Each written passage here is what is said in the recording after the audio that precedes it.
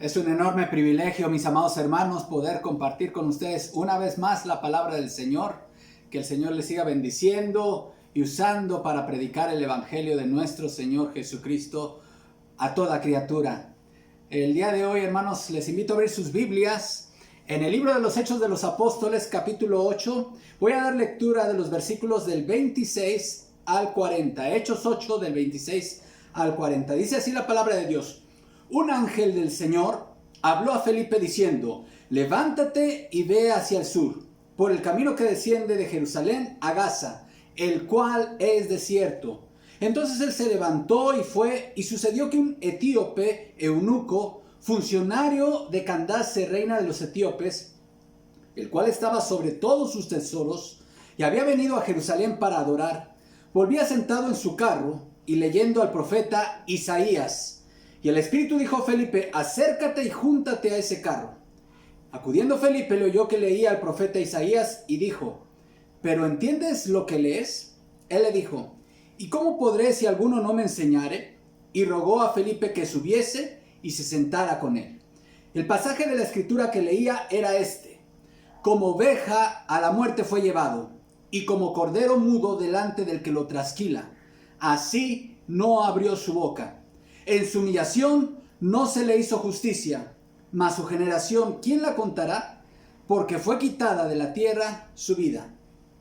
Respondiendo el eunuco, dijo a Felipe: te ruego que me digas, ¿de quién dice el profeta esto? ¿De sí mismo o de algún otro? Entonces Felipe, abriendo su boca y comenzando desde esta escritura, le anunció el evangelio de Jesús. Y yendo por el camino llegaron a cierta agua, y dijo el eunuco: aquí hay agua, ¿qué impide que yo sea bautizado? Felipe dijo: si crees de todo corazón, bien puedes. Y respondiendo dijo: creo que Jesucristo es el Hijo de Dios. Y mandó parar el carro, y descendieron ambos al agua, Felipe y el eunuco, y le bautizó. Cuando subieron del agua, el Espíritu del Señor arrebató a Felipe y el eunuco no le vio más, y siguió gozoso su camino. Les invito a orar. Padre, en tus manos, Señor, ponemos este tiempo. Tu iglesia y tu siervo, Señor, nos encomendamos a tu gracia, a tu poder y a tu soberanía, Señor. Venimos a tu mesa, Señor, a recibir el alimento espiritual. Que tu palabra nos nutra, nos desafíe, Señor, y nos mueva a hacer la obra misionera. En el nombre de Cristo Jesús. Amén. La obra misionera y las conversiones auténticas. La semana pasada estuvimos reflexionando y el libro de los Hechos nos llevó al pasaje de la supuesta conversión de un mago ahí en Samaria. Simón el mago parecía que se convertía al cristianismo, pero todo era más bien un montaje que él estaba realizando para lograr conservar su estatus. Eso nos habló, hermanos, en esa ocasión, de que la iglesia cristiana debe estar preparada ante esas falsas conversiones. Va a haber mucha gente, y ha habido mucha gente en el cristianismo mientras se comparte el evangelio, que va a decir: sí, yo creo en Cristo, yo quiero creer en Cristo, quiero seguirle. Y después de un tiempo parece que muestran fidelidad. Se reúnen con nosotros, cantan con nosotros, aprenden a orar como nosotros, se bautizan, se involucran en el trabajo, y después de un tiempo resulta que se apartan y rechazan la fe que una vez dijeron profesar. El falso converso, tarde o temprano, dará evidencias de que su conversión no era genuina. Pero aquí Lucas está haciendo un contraste al presentar ahora la conversión, una conversión genuina de un extranjero, este etíope, y está marcando el contraste. Vemos, hermanos, que hacer la obra misionera implica, como ya lo vimos, hermanos, estar preparado contra las falsas conversiones, pero también implica esperar verdaderas conversiones. Este pasaje, hermanos, veremos el caso de un hombre que verdaderamente entregó su vida a Cristo y dio fruto y dio resultado dio evidencias de una verdadera conversión. Hermanos, vamos a ver en primer lugar que a los verdaderos conversos los convierte Dios. Un verdadero convertido, hermanos, es producto de una obra sobrenatural del Espíritu Santo. Usted quizá recuerde esa anécdota muy conocida, ¿no? De un pastor, de hecho fue real. Un pastor iba saliendo de la iglesia después de un culto y se encontró afuera a un hombre en estado de ebriedad, totalmente ebrio. Y le dijo: pastor, pastor, ¿no se acuerda de mí? Y el pastor pues trataba de hacer memoria y le dijo: ¿no se acuerda que hace 2 años usted me convirtió? Y la respuesta del pastor fue: claro que seguramente yo te convertí, porque si el Espíritu Santo te hubiera convertido, tú no estarías en el estado en que te encuentras actualmente. Así que las conversiones genuinas al cristianismo, a la fe cristiana, hermanos, no son obra humana, no son obra del predicador, pero tampoco son obra del que es a quien es predicado el evangelio. Es una obra del Espíritu Santo. Y vamos a ver, hermanos, en este pasaje cómo Dios estaba trabajando soberanamente para que este hombre llegara a la vida eterna. El versículo 26 dice: un ángel del Señor habló a Felipe. Hermanos, note cómo Dios está tomando el control de cada aspecto, de cada situación en la conversión de este hombre. Un ángel del Señor. Hermanos, usted y yo sabemos por la palabra de Dios que los ángeles, hermanos, la palabra ángel de hecho significa mensajero. ¿Qué significa la palabra ángel? Significa mensajero. Los ángeles, hermanos, son criaturas. Son seres creados que no poseen un cuerpo material, como usted y yo. Fueron creados por Dios, es decir, ellos, los ángeles, no poseen eternidad, aunque sí poseen inmortalidad, al igual que el alma humana. Los ángeles son seres dotados de discernimiento moral, es decir, hermanos, tienen esa capacidad de distinguir entre el bien y el mal. Y también, hermanos, y esto es algo muy importante, los ángeles poseen una inteligencia superior a la humana.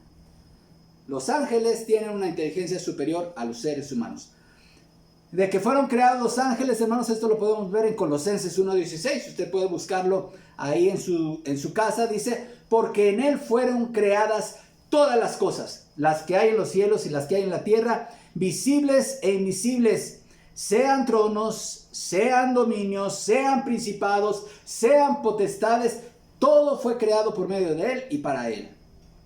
Estos tronos, dominios, principados, potestades, seres invisibles, hermanos, se está refiriendo a los ángeles. Los ángeles son criaturas de Dios. También Nehemías habla al respecto en Nehemías 9:6. Tú solo eres Jehová.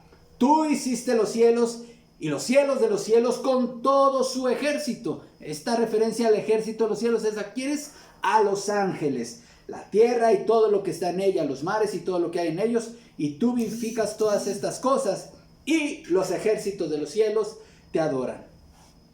Respecto a la capacidad que tienen los ángeles de distinguir el bien y el mal, hermanos, lo vemos en que un sector de ellos, una parte de ellos se rebelaron contra Dios en algún momento entre la creación del universo y la creación de la tierra, hermanos. Y vemos aquí en 2 de Pedro 2:4, porque si Dios no perdonó a los ángeles que pecaron, sino que arrojándolos al infierno los entregó a prisiones de oscuridad para ser reservados al juicio.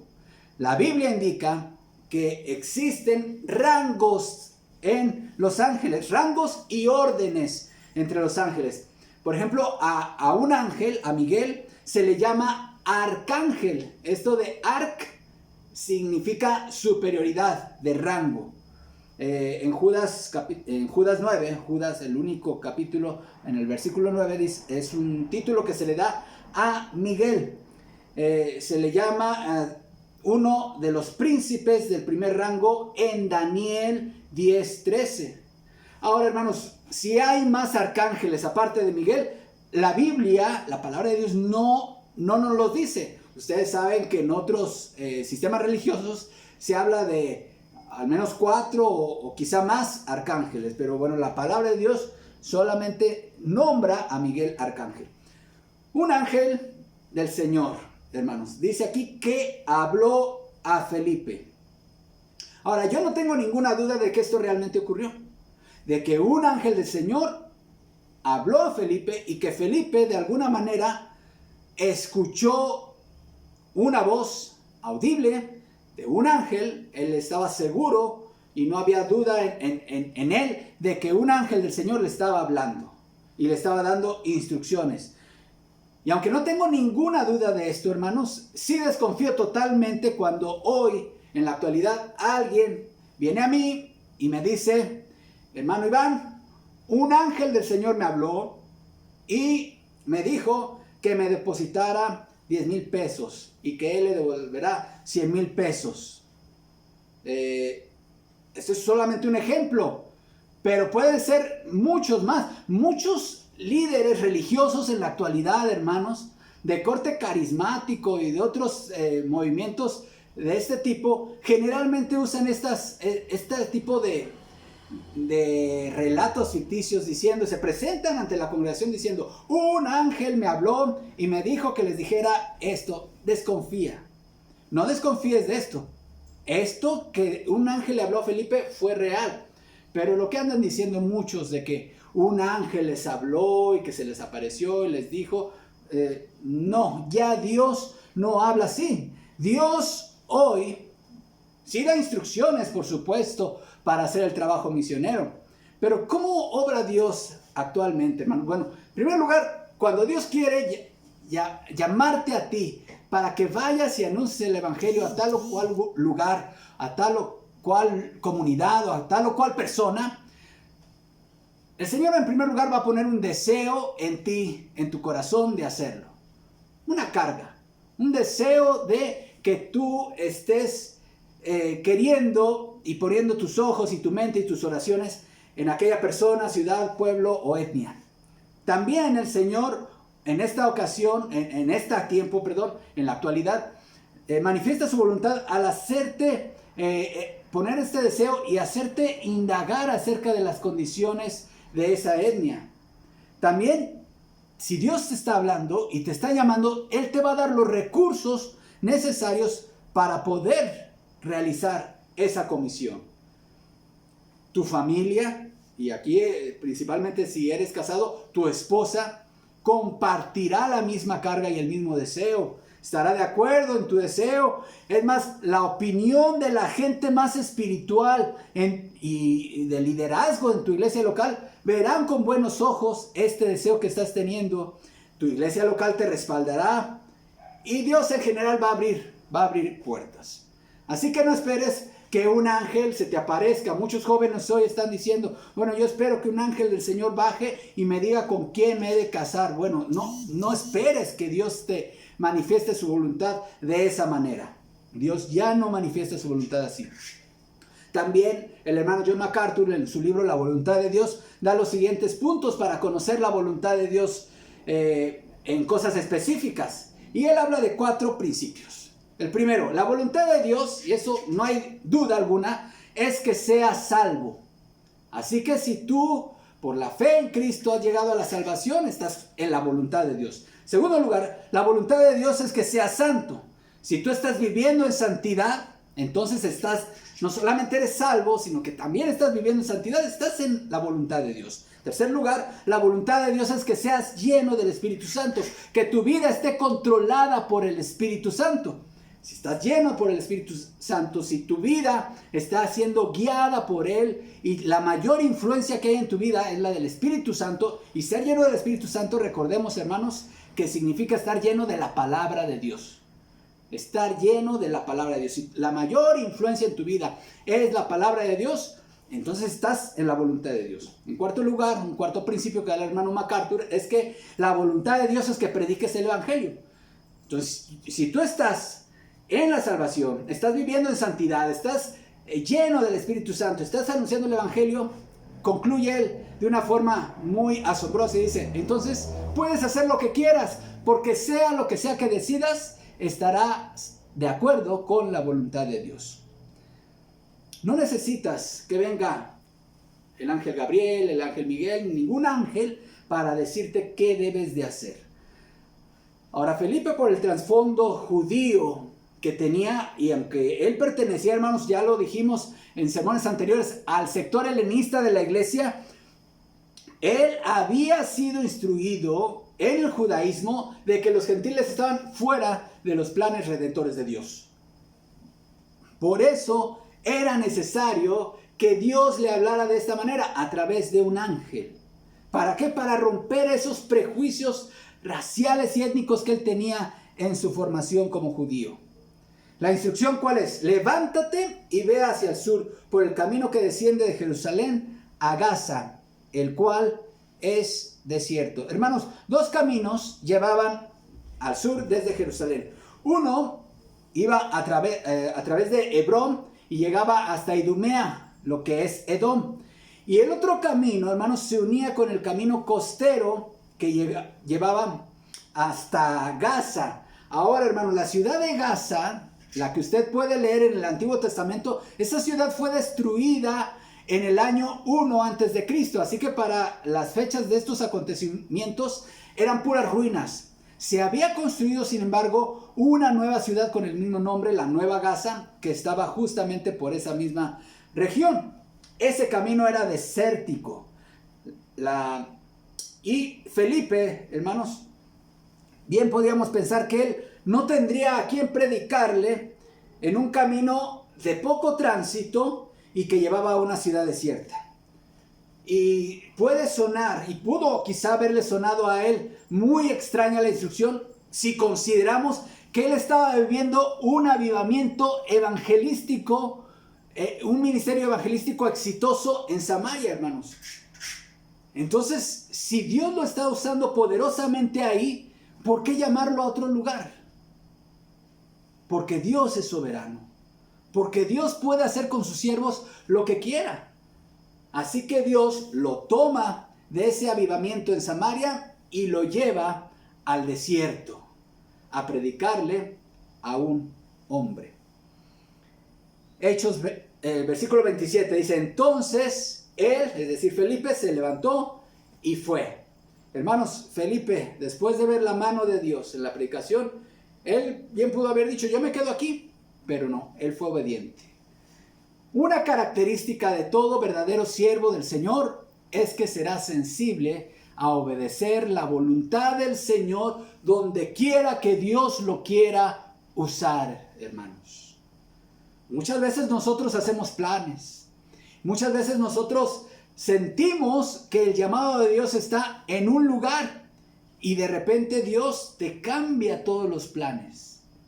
Y muchas veces va en contra de lo que tú piensas, en contra de lo que tu razonamiento, lo que parece más lógico, pero Dios es soberano, hermanos. Y Felipe fue obediente. Dice aquí que se levantó y fue.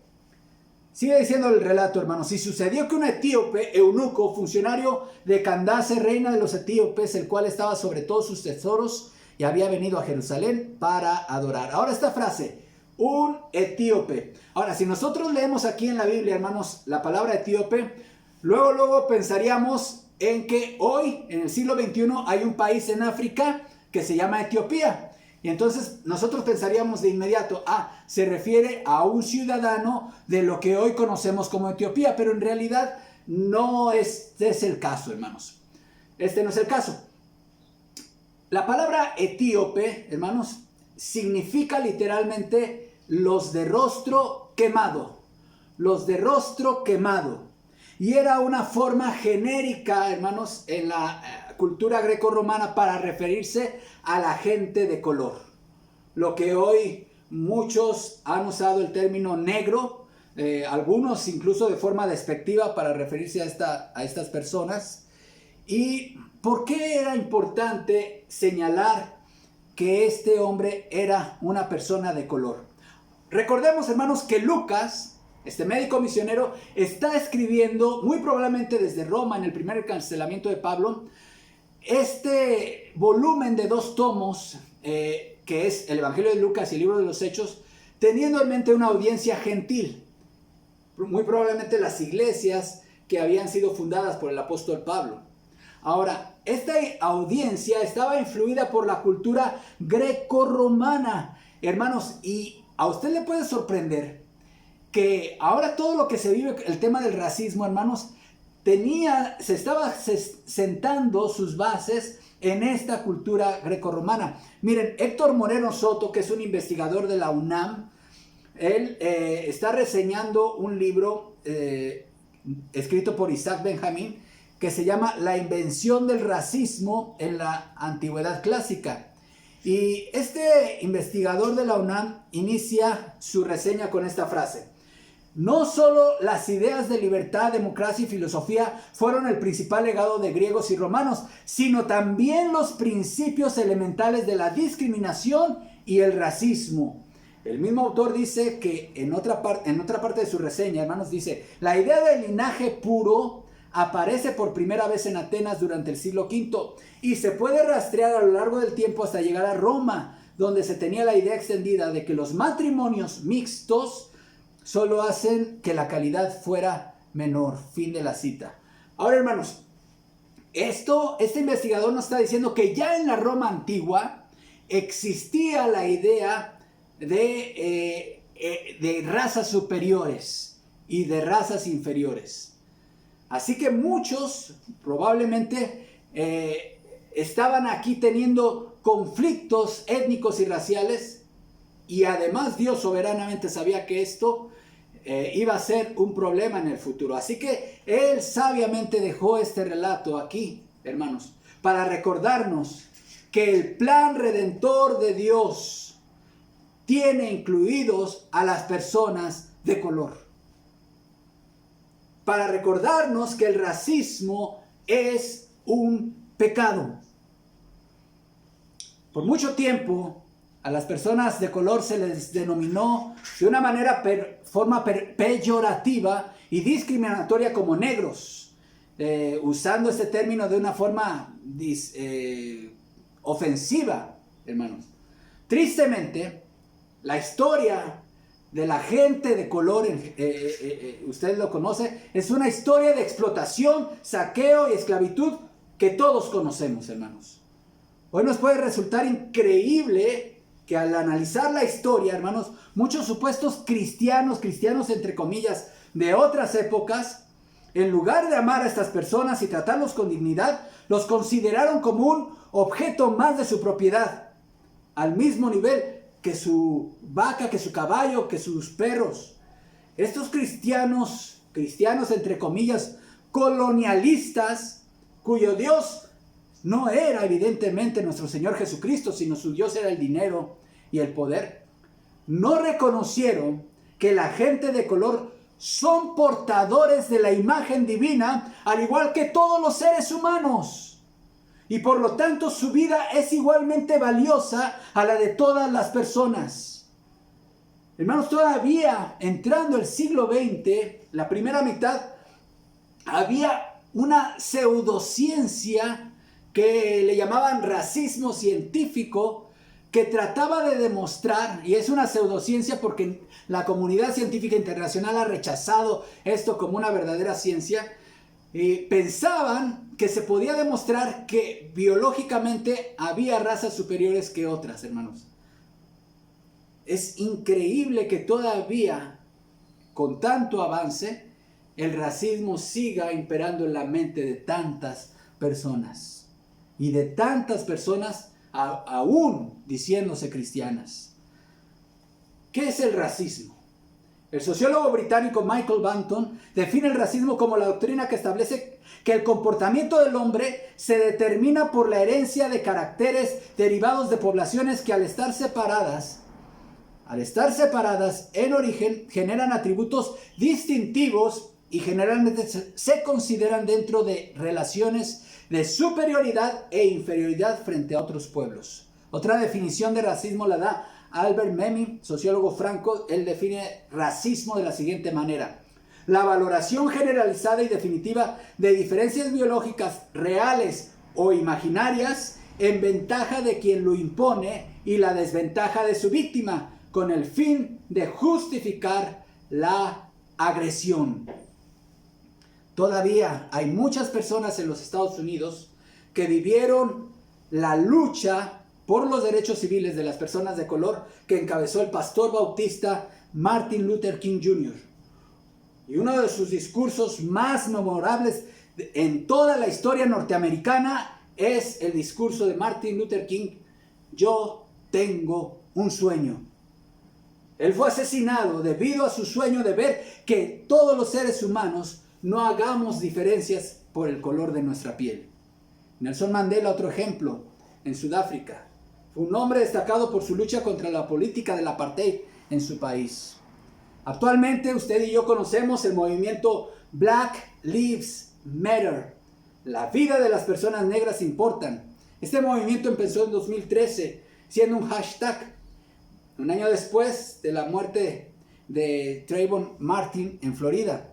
Martin, un joven de 17 años, un joven negro, murió en 2012 a manos de George Zimmerman, un capitán de vigilancia del vecindario en Sanford, cuando regresaba caminando a la casa de la prometida de su padre en Sanford, Florida, tras parar en una tienda a comprar unos bocadillos. Zimmerman recordó que le disparó a Martin alegando defensa propia, pero fue absuelto tras un mediático juicio. Este movimiento cuyo lema es "Las vidas de las personas negras importan", se fundó precisamente en respuesta a la absolución del asesino de Trayvon Martin. Lo que inició como un movimiento en redes sociales tomó un gran impulso tras la muerte del joven negro Michael Brown en 2014 a manos de un policía blanco. Desde entonces se convirtió en una organización que se ha expandido desde no solamente Estados Unidos, sino ha llegado a Canadá y al Reino Unido. La misión de esta organización es erradicar la supremacía blanca e intervenir a través del poder local en la violencia infligida en las comunidades negras por el Estado y los vigilantes. Dice esta página de este movimiento: trabajamos para un mundo donde las vidas de los negros ya no sean sistemáticamente objeto de muerte, dice la página web. Es bastante lamentable, hermanos, que sectores evangélicos de corte fundamentalista, que por cierto han sido históricamente más cercanos al racismo, desde sus púlpitos han tratado de desprestigiar todo movimiento que se alza, todo movimiento social como este que menciono, para dignificar la vida de las personas de color.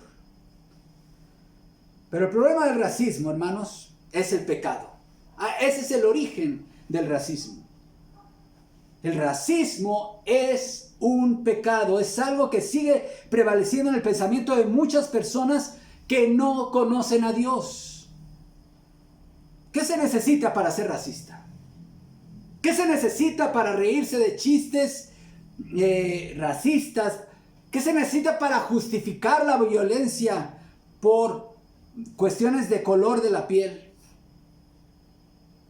Lo que se necesita es no haber conocido a Dios. Si el color, hermano y hermana, si el color de la piel de una persona para ti es algo muy importante, por la causa que sea, déjame decirte algo: tú no conoces a Dios. Si el color de la piel de una persona, de un ser humano, para ti es algo muy importante, para el tema que sea, tú no conoces a Dios. Cristo ama a los niños por doquier. No le importa su color a Jesús el Salvador. Cristo ama a los niños por doquier. ¿Por qué enseñamos estos cantos a los niños cuando son cosas que mucha gente insiste en no creer en la vida real? O quizá creemos, o piensen muchos, gracias a Dios, yo no me considero en ese sentido, pero ¿cuánta gente, hermanos, en el mundo sigue teniendo pensamientos racistas? Que piensan que Cristo puede amar a los niños de todos los colores, pero ellos no. El racismo en todas sus formas es un pecado. ¿Son bienvenidas las personas de color a unirse a la iglesia de Cristo? Por supuesto que sí. Nunca más exista una iglesia para blancos y una iglesia para negros. Dice este relato que este hombre era etíope eunuco funcionario de Candace, la reina de los etíopes. Ahora, esta palabra Candace, hermanos, viene de Candace, que era más bien un título real, al igual que se usaba el título de faraón en Egipto o César en el Imperio Romano. A las reinas madres de este reino de Cush se le denominaban Candace. Ahora, porque el rey, de acuerdo a la costumbre y al pensamiento de estos pueblos, el rey era casi un semidios. Entonces él no se ocupaba del reino, y quien ejercía como reina en realidad era la reina madre. Y a las reinas madres se les llamaba Candace. Cush era una región situada a lo largo del valle del Nilo, que comprendía el sur del actual Egipto y se extendía por el actual Sudán. Era rica en materias primas y sobre todo en oro. Esta reina o Candace, hermanos, a quien servía este funcionario que le predicó Felipe el Evangelio, era muy probablemente la reina madre llamada Amanitore, cuyo reinado fue del año 1 al año 50 después de Cristo. De hecho, su palacio real de Amanitore, hermanos, estaba en Jebel Barkal, en la actual Sudán, que ahora es un sitio de patrimonio universal por la UNESCO. Este hombre, un alto funcionario real de este reino de Cush, este hombre había venido a Jerusalén para adorar. Él se había convertido al judaísmo. A pesar de ser extranjero, este hombre de color había tenido contacto con el pueblo de Israel y creyó en Jehová. Él creyó en el Dios verdadero, y quizá por su condición física no podía llegar a ser lo que se conoce como un prosélito en todas sus formas. Y quizá estaba restringido para muchos espacios de servicio público y de culto público. Pero él era un fiel adorador de Dios. Así que él viajó muchos kilómetros para llegar hasta Jerusalén para adorar a Dios. Y de hecho, hermanos, Dios recibe la adoración de todo tipo de personas. Incluso, hermanos, si este hombre extranjero realmente tenía el antecedente quirúrgico de ser un eunuco, vea de qué manera Dios habla de ellos en Isaías 53:3, de qué manera tan maravillosa y hermosa. Isaías 56:3. Y el extranjero que siga a Jehová, no hable diciendo, me apartará totalmente Jehová de su pueblo, ni diga el eunuco, he aquí yo soy árbol seco, porque así dijo Jehová, a los eunucos que guarden mis días de reposo, y escojan lo que yo quiero, y abracen mi pacto, yo les daré lugar en mi casa, y dentro de mis muros, y nombre mejor que el de hijos e hijas, nombre perpetuo les daré que nunca perecerá. Este hombre caía en esta categoría, hermanos. Hechos 8:28 sigue diciendo, volvía sentado en su carro leyendo al profeta Isaías. Este hombre era un alto funcionario, era el tesorero real, hermanos. Era un hombre con una posición económica holgada, porque en primer lugar dice aquí el relato que venía en su carro. Para hacer un viaje en aquellas épocas, hermanos, la mayoría de la gente lo hacía a pie. Los que tenían un poco más de recursos, pues lo hacían sentados en alguna bestia, en algún animal. Pero solamente los verdaderamente pudientes, hermanos, como era el caso de este hombre, tenían carros.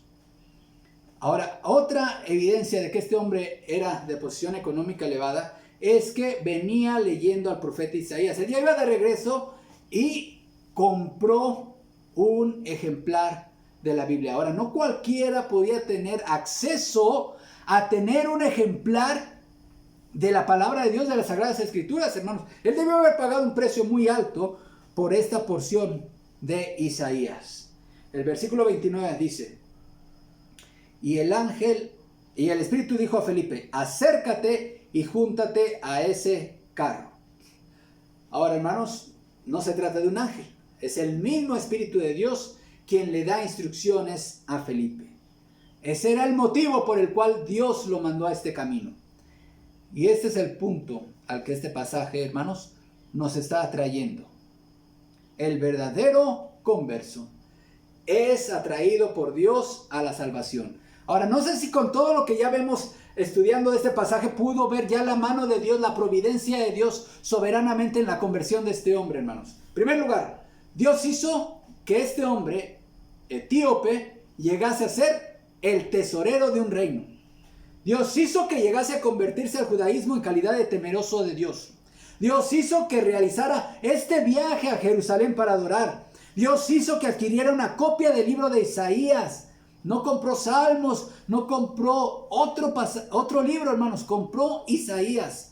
Dios hizo que la porción que estuviera leyendo en el camino de regreso, hermanos, fuese precisamente lo que hoy es nuestro capítulo 53 de Isaías, el siervo sufriente. Otra señal de la evidencia, de la providencia de Dios, hermanos, es que Dios mandó a un ángel que le dijera a Felipe, le diera la orden de acudir a este camino desértico. Dios mandó a Felipe a acercarse a su carro. Dios abrió el corazón del eunuco para que confesara a Cristo como el Hijo de Dios, y Dios hizo que pasaran también por cierta agua para que fuese bautizado. ¿Quién hizo todo? Dios. ¿Quién hizo todo para que tú y yo nos convirtiéramos en cristianos, hermanos? No fue nuestra inteligencia, no fue nuestra prudencia ni nuestra moral. No fue nada no fuimos nosotros, no nos convertimos nosotros.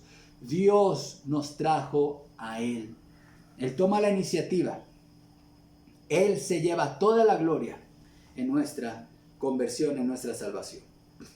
Sigue diciendo este pasaje. Acudiendo Felipe, le oyó que leía al profeta Isaías y dijo, ¿pero entiendes lo que lees? Ahora, hermanos, usted puede sonarle raro porque ahora nosotros leemos en silencio, ¿no? Cada quien está leyendo, imagínense en la casa que todos estemos leyendo y todos en voz alta.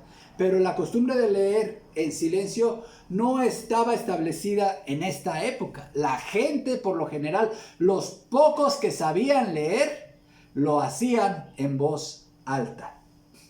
El pasaje de la escritura que leía era este: como oveja a la muerte fue llevado, y como cordero mudo delante del que los trasquila, así no abrió su boca.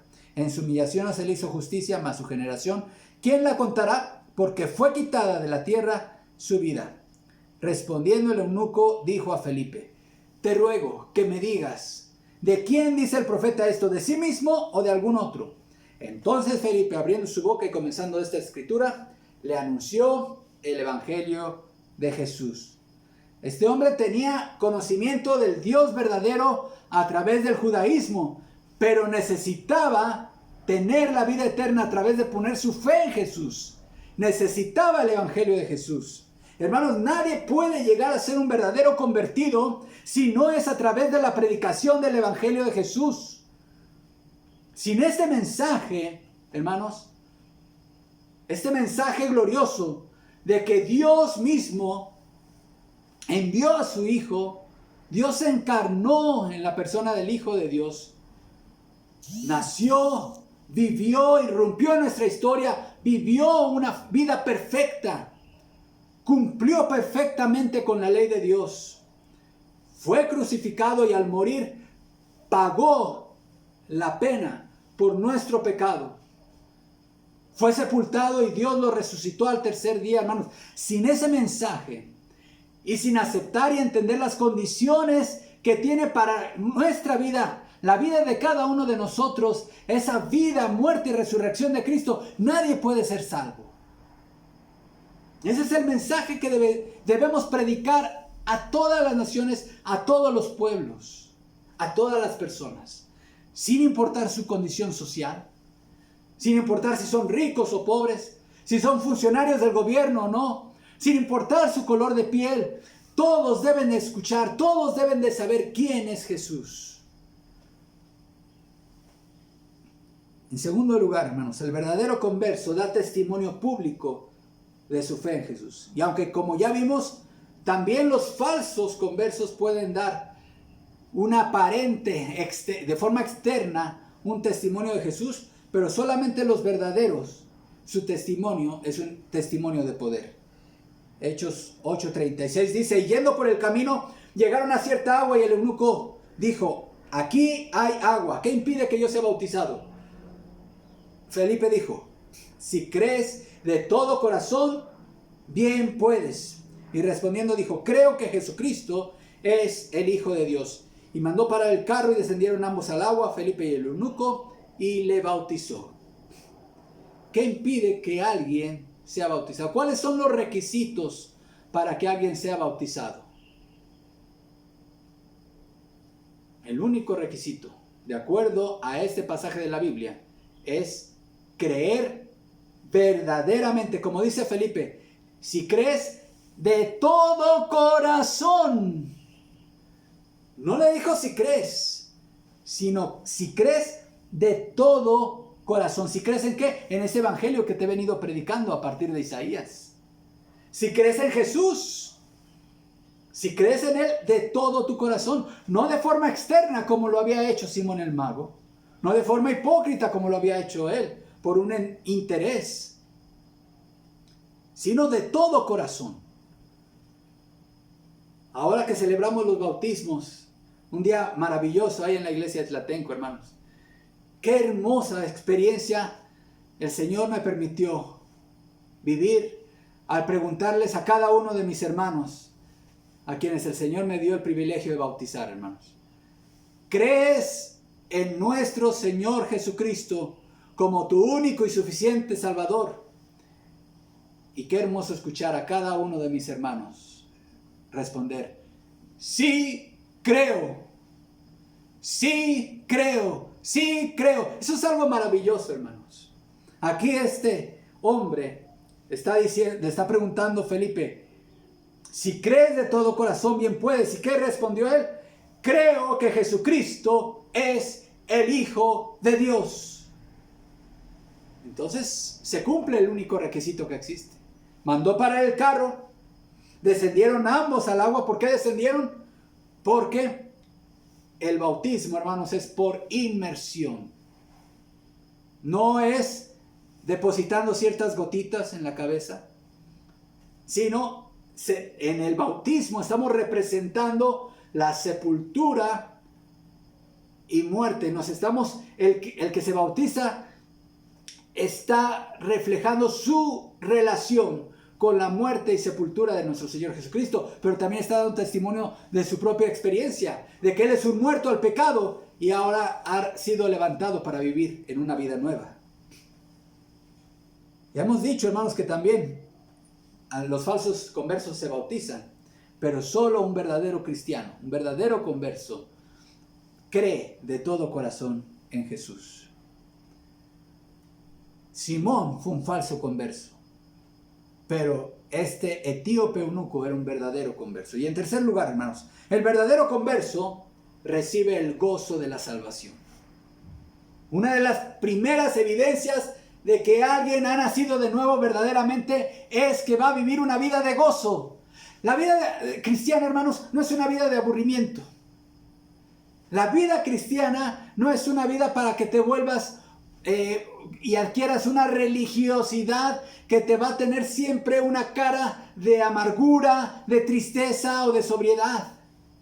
La vida cristiana es para vivirla con gozo. Ya lo vimos, hermanos. ¿Qué pasó? ¿Cuál fue la reacción de los samaritanos cuando creyeron el evangelio? Había gran gozo en aquella ciudad. ¿Qué pasó con este hombre después de haber creído en Jesús, hermanos? Siguió gozoso su camino.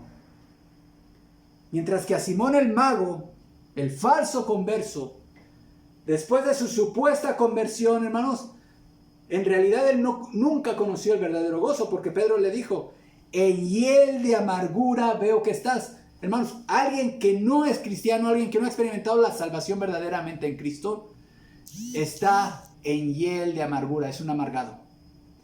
Pero un cristiano no puede ser amargado, hermanos. Un cristiano es alguien gozoso, alguien que tiene el gozo de Cristo en su corazón.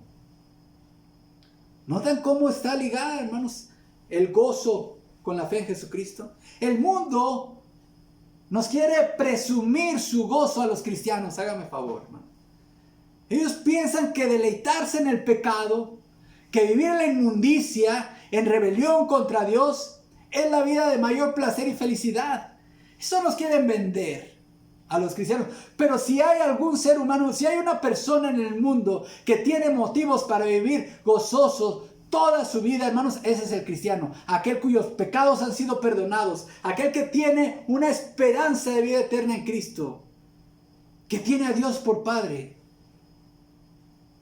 ¿Qué más necesitamos? ¿Otras razones para ser gozosos, hermanos? Somos herederos del reino de los cielos. Ser cristiano no significa tener que andar con caras largas todo el tiempo. Ser cristiano es que brote como ríos de agua viva ese gozo y que se exprese en ti. Deja que se note el gozo en tu rostro, hermano. Que toda la gente en tu vecindario, en tu lugar de trabajo, en tu escuela, donde quiera, te vean a ti como el gozoso, el alegre, el feliz. No, ahí viene el cristiano, el que siempre nos amarga, el amargado. Claro, ellos no entienden nuestro gozo, por supuesto. Ellos quisieran vernos deleitándonos en su pecado. Pero que vean que el ser cristiano es felicidad, hermanos. Que nos vean verdaderamente gozosos. Concluyo. La verdadera conversión, hermanos, es evidentemente una obra de la providencia de Dios. Hay un testimonio poderoso, verdaderamente genuino y poderoso en la fe en Cristo, y se experimenta el gozo de la salvación. Te pregunto, a ti que me estás escuchando, sea quien seas, ¿has encontrado la verdadera salvación en Cristo? ¿Estás seguro de que todos tus pecados han sido perdonados? ¿Puedes decir con toda seguridad que tú estás reconciliado con Dios? ¿Puedes decir con toda seguridad que te identificas con la experiencia de este hombre etíope eunuco? Si tu respuesta es sí, déjame decirte que tú eres un hijo de Dios. Si tu vida ha sido transformada por el poder de Jesús y estás viviendo en santidad, Dios espera que tú, al igual que Felipe, le anuncies el evangelio a otras personas que no tienen a Jesús como su Salvador. ¿Amas verdaderamente a todas las personas, sin importar su condición social, sin importar su color de piel? ¿Qué estás dispuesto a hacer, hermano, para que eliminar el racismo en todas sus formas? Hermano, los mexicanos también somos racistas. Aquí en México hay racismo, aquí se discrimina a los pueblos originarios, a las personas que pertenecen a un grupo étnico, son discriminadas todos los días en nuestra sociedad. ¿Qué estás dispuesto a hacer tú como cristiano para erradicar el racismo del mundo? ¿Estás predicando el evangelio a otros? Vayamos, hermanos, juntos a cumplir la gran comisión, porque así como habrá falsos conversos, también habrá verdaderos conversos. Este hombre que se convirtió por la predicación de Felipe, llevó el evangelio allá y Dios usó seguramente su influencia para llevar el cristianismo a aquellas regiones del África. Pero ¿qué de ti? ¿Qué de mí? ¿Qué estamos haciendo porque los pueblos no alcanzados se conviertan en pueblos alcanzados? Que el Señor nos conceda, en su gracia, ser movidos a misericordia para dejar de pensar en nosotros mismos, dejar de ser iglesias que se sirven a sí mismas y empezar a ser iglesias para servir a un mundo que está sin Cristo y que nos necesita para predicarles el evangelio. Oremos. Padre, a ti doy la gloria y la honra. Gracias por tu palabra. Gracias por este relato de la conversión de este hombre a quien tú usaste. Tú moviste todas la situación, las circunstancias para que este hombre llegara a la salvación, Señor. Así es como tú nos salvas, Padre. Así es como tú nos traes a ti. Señor, mueve también nuestro corazón para ser sensibles y acudir a tu llamado a las misiones y a la obra misionera. En Cristo Jesús oramos. Amén. Que el Señor les bendiga, hermanos.